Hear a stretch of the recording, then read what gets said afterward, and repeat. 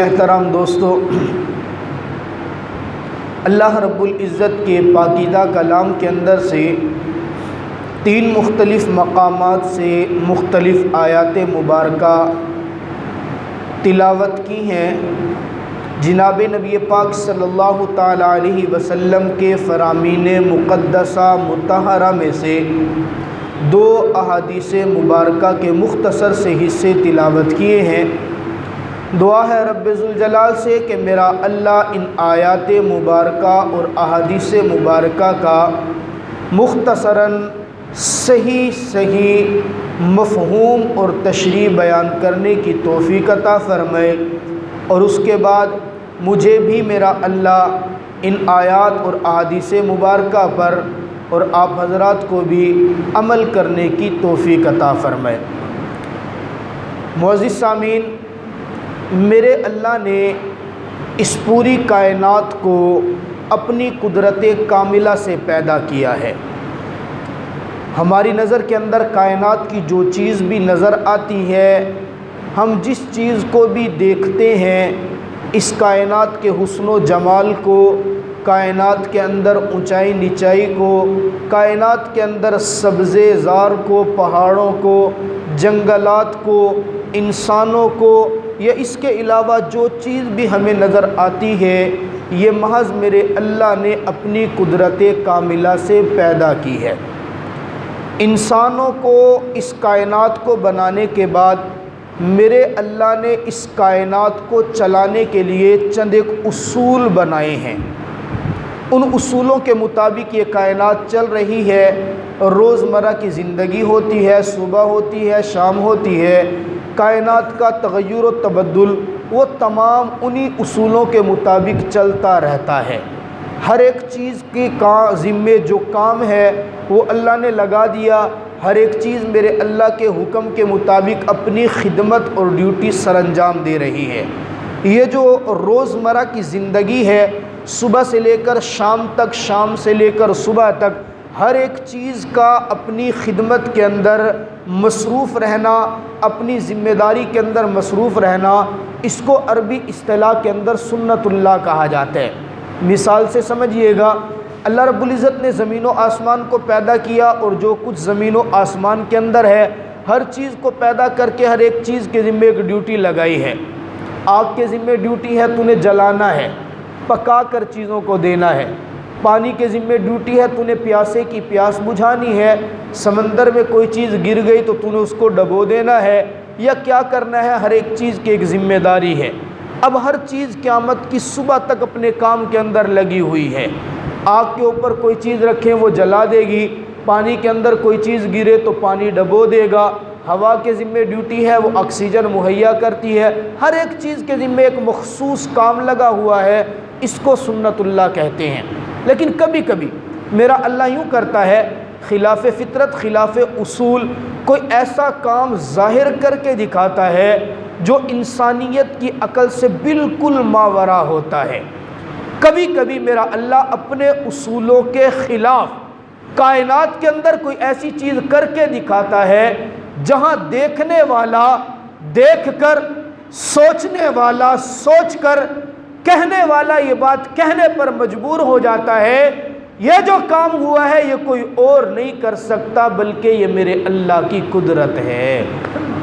اور اس قدرت کا اظہار میرا اللہ کبھی کبھی کرتا ہے۔ مثال کے طور پہ میں نے ذکر کیا، آگ کا کام جلانا ہے، آگ تو جلاتی ہی جلاتی ہے، لیکن چشم فلک نے ایک نظارہ وہ بھی دیکھا جب پوری دنیا مخالف ہو گئی تھی، اٹھانے والوں نے اٹھا کر چیخا میں بٹھا دیا، اور دور سے دہکتی ہوئی آگ کے اندر جناب ابراہیم علیہ السلام کو چیخا کے ذریعے ڈال دیا تھا۔ پوری دنیا سمجھ رہی تھی آج ابراہیم کا بال بھی نہیں بچے گا، کپڑے بھی نہیں بچیں گے، جسم، خون اور ہڈیاں بھی نہیں بچیں گی۔ این اس موقع کے اوپر میرے اللہ نے اپنی قدرت کا اظہار کر کے دکھایا اور آگ کو حکم کیا، قلنا یا نار کونی بردا وسلاما علی ابراہیم، اور اس آگ کے اندر ابراہیم کو زندہ کر کے دکھایا۔ تب دیکھنے والے نے دیکھا، سننے والے نے سنا، اور کہنے والا کہنے پر مجبور ہو گیا کہ یہ میرے رب کی قدرت ہے یا نہیں جی؟ کوئی اور بچا سکتا ہے آگ کے جلانے سے؟ کچھ بھی نہیں۔ چشم فلک نے وہ نظارہ بھی دیکھا جب قوم پیچھے لگی ہوئی ہے، دشمن کی سپر پاور طاقت پیچھے تھی، موسیٰ علیہ السلام اور موسیٰ علیہ السلام کی قوم آگے ہے، سامنے سمندر ہے، پیچھے دشمن ہے۔ اب کیا کریں جی؟ عقل کہتی تھی کہ آج تو سمندر کا پانی غرق کر کے رکھ دے گا، آج تو ڈبو کے رکھ دے گا، کیونکہ کائنات کا اصول بھی یہی ہے۔ لیکن میرے اللہ نے عین اس موقع پہ کہا ان القی عصاکا ان القی بعصاک البحر، اے موسیٰ اپنا ڈنڈا اٹھا پانی کے اوپر مار دے۔ موسیٰ نے پانی پر ڈنڈا مارا تو اس پانی نے راستہ دے دیا، خشک جگہ دکھا دی۔ موسیٰ قوم کو لے کر سمندر سے پار کر گئے۔ دیکھنے والے نے دیکھا، لکھنے والے نے لکھا، کہنے والا کہنے پر مجبور ہو گیا کہ سمندر سے پانی نکالنے والا جو کوئی ہے تو وہ میرے رب کی قدرت کاملہ ہے یا نہیں جی؟ آج کوئی دکھا سکتا ہے سمندر خشک کر کے؟ سمندر تو دور کی بات، یہاں تو پانی کا جو بارش کا پانی کراچی کے اندر نکل رہا ہے وہ پانی کسی سے خشک نہیں ہو رہا۔ وہ کہنے والا کیا کہہ رہے ہیں؟ جب بارش آتی ہے تو پانی آتا ہے، جب زیادہ بارش آتی ہے تو زیادہ پانی آتا ہے۔ اور یہ تو سب کو سمجھ میں آ رہا ہے، یہ تو بتا یہ پانی کا کیسے کس طرح علاج کرنا؟ بارش کا پانی کسی سے نہیں سنبھل رہا، کو سمندر کے پانی کو کیسے سنبھالے گا؟ بھارت نے پانی چھوڑ دیا، ہم سارے پریشان ہیں جی، پانی تو چھوڑ دیا، اور سنبھالا کس نے؟ ہم میں وہ ہمت نہیں کہ سنبھال سکیں۔ پھر جب ہم قرآن پاک کا مطالعہ کرتے ہیں، ایک بہتا ہوا سمندر ہے، اس بہتے ہوئے سمندر کی موجوں کے اندر سے اس سمندر کے پانی کے اوپر ایک وقت کا پیغمبر اپنا عصا لگاتا ہے، اور عصا لگانے سے سمندر کے بیچوں بیچ خشکی کا راستہ نکل آتا ہے۔ یہ کون نکالتا ہے؟ بے اختیار کہنا پڑتا ہے، یہ نکالنے والی ذات کس کی ہے جی؟ اللہ۔ بلند آواز سے کہہ دو یار، اللہ تو کہہ دو محبت سے۔ کون نکالتا ہے جی؟ اللہ نکالتے۔ خیر میں عرض کر رہا تھا، میرا اللہ کبھی کبھی خلاف اصول نظام کائنات کے خلاف کچھ کر کے دکھاتا ہے، اور یہ بتاتا ہے لوگوں کو، آپ کو اور مجھے سمجھاتا ہے میرے بندو عزت دینے والا بھی میں ہوں اور ذلت دینے والا بھی میں ہوں۔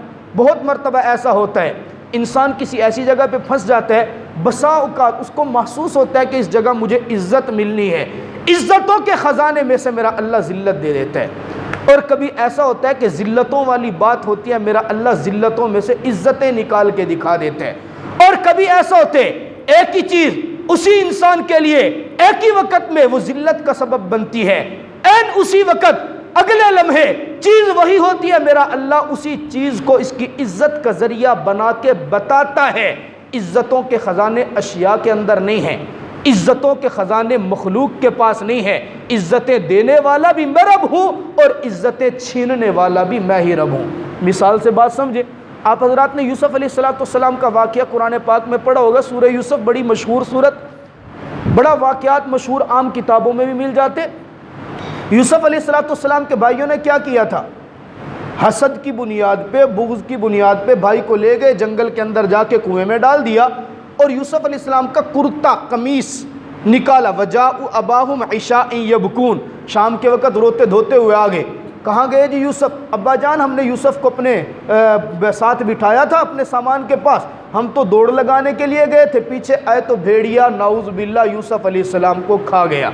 اب پریشانی ہوئی کہ بھیڑیا جو کھا گیا ہے کیا کیا جائے؟ ابا جان ہمارے پاس دلیل کے طور پہ ان کا قمیص موجود ہے، یہ دیکھیں۔ اب آپ قرآن پاک کے اندر اس واقعے کا مطالعہ کریں تو آپ کو خدا کی قسم سمجھ میں آئے گا۔ یوسف علیہ السلام کے سامنے قمیص آ گیا، قمیص کے اوپر خون لگا ہوا تھا، اس قمیص کو لیا، آنکھوں سے لگاتے بیٹے کی جدائی کے اندر روتے رہے، یہاں تک کہ ایک وقت ایسا بھی آیا کہ یوسف علیہ السلام کی آنکھوں کی بینائی چلی گئی۔ ایک وقت آیا کہ آنکھوں کی بینائی چلی گئی۔ سبب کیا بنا؟ بیٹے کی جدائی۔ سبب کیا بنا؟ بیٹے کا قمیص۔ وہ قمیص لیتے ہیں، روتے ہیں، آنکھوں کی بینائی چلی گئی۔ اب آنکھوں کی بینائی چلی گئی، ایک وقت آیا جب میرے اللہ نے یوسف علیہ السلام کو غلامی سے آزادی عطا کی، پھر غلامی سے آزادی نہیں بلکہ مصر کا بادشاہ بنا دیا۔ پھر وقت آیا کہ یہی بھائی یوسف کے پاس موجود تھے۔ یوسف علیہ السلام نے بھائیوں سے پوچھا بتاؤ میرے ابا کا کیا حال ہے؟ یوسف علیہ السلام کے بھائیوں نے کیا کہا؟ ان کو تو آنکھوں کی بینائی آپ کی جدائی میں روتے روتے چلی گئی۔ کہا کیوں چلی گئی؟ آپ کا قمیص جو لے کر گئے تھے وہ قمیص کو دیکھتے تھے، روتے تھے اور آنکھوں کی بینائی چلی گئی۔ اب دیکھیے، میرا رب چاہتا تو یوسف کی بینائی کو لوٹاتا، معجزہ کچھ اور دکھا دیتا۔ میرا رب چاہتا تو یوسف کے والد کی آنکھوں کی بینائی کو لوٹانے کے لیے یوسف کا دیدار کراتا تو بینائی لوٹ آتی۔ میرا رب چاہتا تو یوسف کو حکم دیتا، جا ذرا چل کے جا، اپنے والد کی آنکھوں پر ہاتھ پھیر دے۔ ہاتھ پھیرنا تیرا کام ہوگا اور بینائی لوٹانا مجھ رب کا کام۔ لیکن میرے رب نے کوئی اور کرامت نہیں دکھلوائی، کوئی اور معجزہ پیغمبر کا نہیں۔ یوسف علیہ السلام نے کیا کہ اپنا قمیص اٹھا کے دیا۔ اے میرے بھائیو، اذهبوا بقمیصی، جاؤ یہ میرا قمیص لے جاؤ میرے والد کے پاس۔ پہلے بھی تم نے میرا قمیص دکھایا تھا، وہ قمیص کو دیکھ کر روتے رہے، آنکھوں کی بینائی گئی۔ آج بھی تم میرا قمیص لے کر جاؤ، اسی قمیص سے بینائی گئی تھی، اسی قمیص کو جب وہ دوبارہ دیکھے گا تو میرا رب آنکھوں کی بینائی واپس کر دے گا۔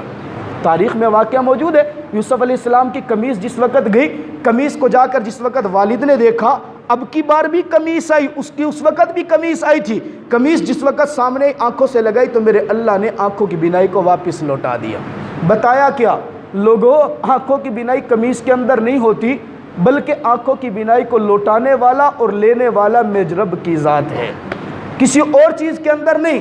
بتایا کہ کامیاب زندگی گزارنا چاہتے ہو تو رب تعالیٰ کے حکموں کے مطابق گزارنی ہے، ظاہری حالات کے اندر نہیں۔ دیکھیں، زندگی گزارنے کے دو طریقے ہیں، ایک نظر کی زندگی ہوتی ہے، ایک خبر کی زندگی ہوتی ہے۔ توجہ کیجئے، ٹائم بہت تھوڑا ہے، مثالیں بہت زیادہ ہیں، مجھے سمجھ نہیں آتی ہے یہاں بیٹھ کے میں کون سی مثال پیش کروں جس سے بات واضح ہو۔ ایک نظر کی زندگی ہوتی ہے، خبر کی زندگی۔ نظر کی زندگی وہ ہوتی ہے ہم اپنی آنکھ سے دیکھیں، آنکھ سے سمجھیں کہ کس چیز میں ہمارا فائدہ ہے، کس چیز میں فائدہ نہیں، ہم وہ کرنا شروع کر دیں۔ اور خبر کی زندگی کیا ہوتی ہے؟ ہمیں کچھ بھی سمجھ نہ آئے، بس اللہ کا حکم ہے، پیغمبر کا طریقہ ہے، ہم اللہ کے حکم کو پیغمبر کے طریقے پہ کر جائیں، اس یقین سے کر جائیں کہ میرے رب نے کہہ دیا، نبی نے کر کے دکھایا، ہمارا نفع اسی میں ہے۔ اور یاد رکھیے کہ فائدہ جو ہوتا ہے نا، وہ اللہ کے حکم اور پیغمبر کی زندگی کے طریقے کے مطابق زندگی گزارنے میں۔ اس پہ ایک مثال سمجھیے، آپ حضرات نے واقعہ سنا ہوگا، موسیٰ علیہ السلام کی پیدائش سے پہلے وقت کے فرعون کو خواب آیا تھا۔ کیا خواب آیا تھا جی؟ نجومیوں نے بتایا آپ کی بادشاہت میں ایک بچہ پیدا ہوگا جو آپ کے تاج کو اور بادشاہت کو چھین لے گا۔ فرعون نے کیا کہا تھا جی؟ سارے بچوں کو قتل کر دو، جتنے بچے ہیں سب کو قتل کرو، نہ وہ بچہ پیدا ہو نہ میری بادشاہت پہ مسئلہ ہے۔ موسیٰ علیہ السلام کی پیدائش ہوئی، پیدائش ہونے کے بعد میرے اللہ نے حکم دیا موسیٰ کی ماں کو، اے موسیٰ کی ماں کیا کر، اپنے اس بچے کو صندوق کے اندر رکھ اور صندوق کو بند کر کے دریا کے سپرد کر دے۔ اب دیکھیں یہاں پر ایک اللہ کا حکم ہے، ایک انسان کی عقل ہے۔ اللہ کا حکم کیا ہے؟ بچے کو صندوق میں رکھ اور سمندر کے سپرد کر دے، تیرا کام میرے حکم پر عمل کرنا ہے، بچے کو بچانا، بچے کی پرورش کرنا اور بچے کے ہاتھ سے فرعون کے تخت کو الٹوانا، وہ مجھ رب کا کام ہے، یہ میرے رب کا حکم تھا۔ لیکن ساتھ ادھر نظر تھی، نظر کیا کہتی ہے جی؟ بچے کو میں صندوق کے اندر رکھوں۔ سب سے پہلی بات عقل کیا کہتی ہے؟ بچے کو صندوق کے اندر رکھو تو صندوق کے اندر سوراخ کر کے رکھیں گے یا بغیر سوراخ کے؟ اگر صندوق کے اندر بچے کو رکھو، سوراخ نہ کرو، بالکل بند کر دو، ظاہر ہے صندوق کے اندر ہوا نہیں جائے گی، آکسیجن نہیں پہنچے گا، بچہ سانس کیسے لے گا؟ جب سانس نہیں لے گا تو بچہ تو مر جائے گا، ٹھیک ہے، پانی کے اندر تو نہیں ڈوبے گا، لیکن آکسیجن کے نہ پہنچنے کی وجہ سے مر جائے گا۔ اچھا، اگر عقل کی بات مان لیں جی، سوراخ کر کے پھر سمندر میں چھوڑ دیں، چلو ہوا تو پہنچے گی، لیکن جب سمندر کے اوپر ڈالیں گے تو اس سوراخ کے ذریعے سے پانی بھی اندر جائے گا اور بچہ پانی کی وجہ سے ڈوب کے مر جائے گا۔ ایسے آتا ہے نا جی ذہن میں؟ لیکن یہاں پہ عقل کی بات نہیں مانی، موسیٰ علیہ السلام کی والدہ نے اللہ کا حکم مانا، بچے کو صندوق میں رکھا اور چھوڑ دیا۔ تاریخ کے اندر لکھنے والوں نے یہ بات لکھی کہ موسیٰ علیہ السلام صندوق میں پانی کے اوپر تیرتے ہوئے جا رہے ہیں، فرعون اپنی بیوی کے ساتھ نکلا ہوا ہے سیر و تفریح کے اوپر، 800 غلام اس کے ساتھ موجود ہیں۔ ایک غلام کی نظر اس صندوق کے اوپر پڑتی ہے، صندوق کو پکڑتا ہے اور پکڑنے کے بعد فرعون کے سامنے پیش کیا۔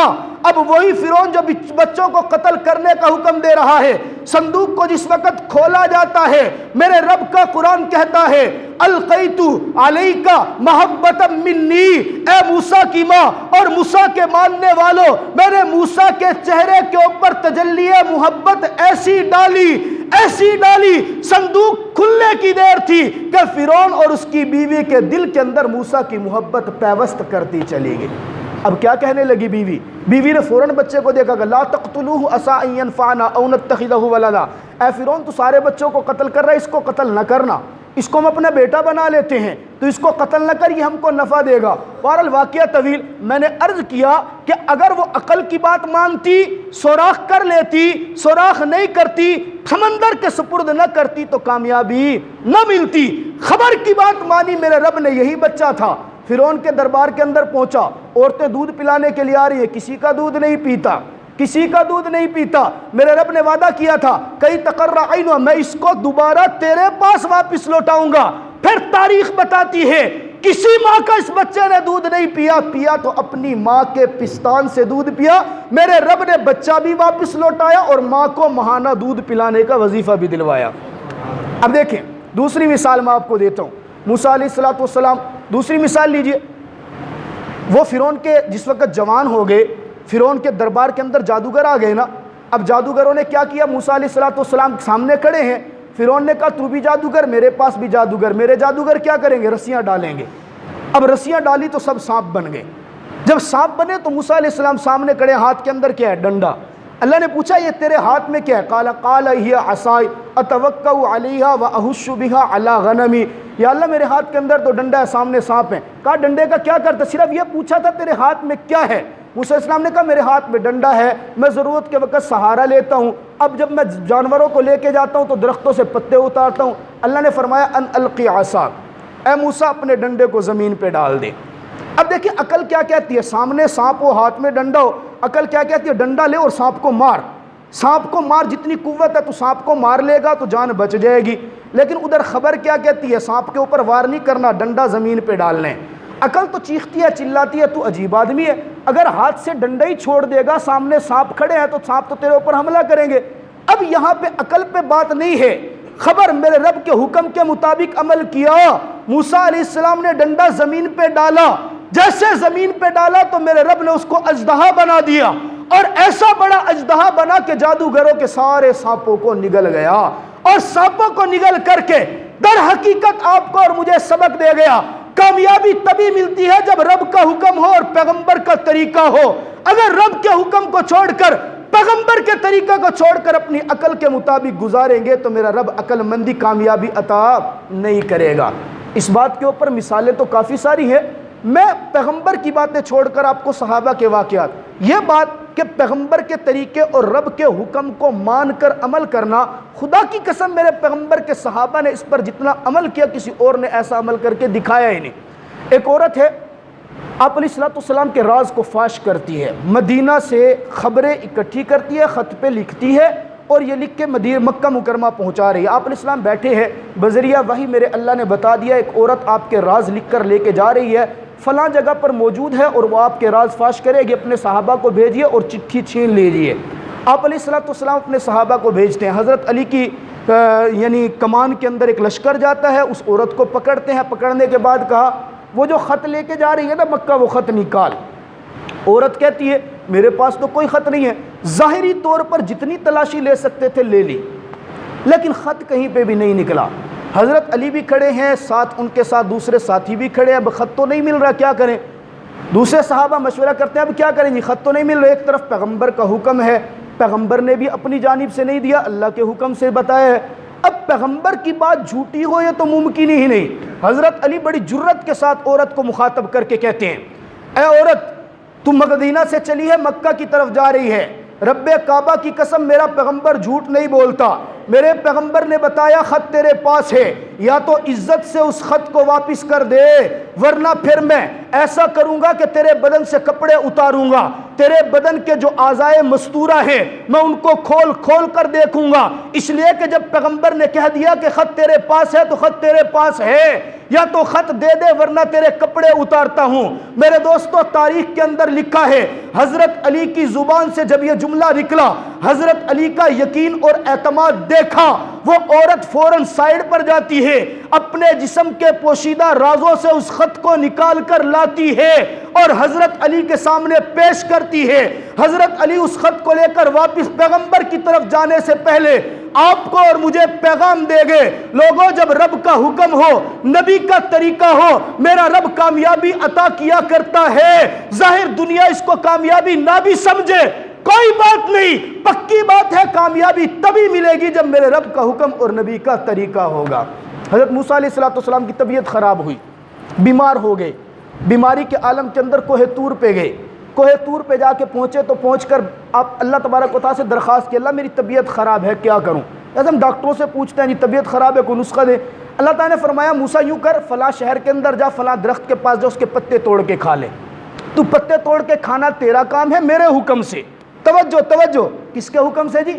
اللہ کے حکم سے۔ پتے توڑ کے کھانا تیرا کام ہے اور تیری بیماری کو ختم کر دینا مجھ رب ذوالجلال کا کام ہے۔ موسیٰ علیہ السلام کے پتے توڑے، پتے توڑ کے کھائے، اللہ تعالیٰ نے شفا دے دی۔ کچھ عرصے کے بعد پھر دوبارہ وہی بیماری لگی، ویسے ہی طبیعت خراب ہوئی۔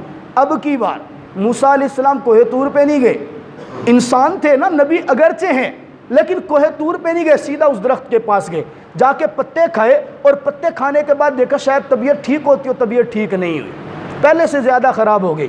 گئے کوہ طور پہ، اللہ پہلے طبیعت خراب ہوئی تھی، آپ نے حکم دیا تھا پتے کھا لو، میں نے پتے کھائے تھے طبیعت ٹھیک ہو گئی، اب کی بار پھر طبیعت خراب ہوئی، میں درخت پہ گیا، پتے کھائے، طبیعت ٹھیک نہیں ہوئی۔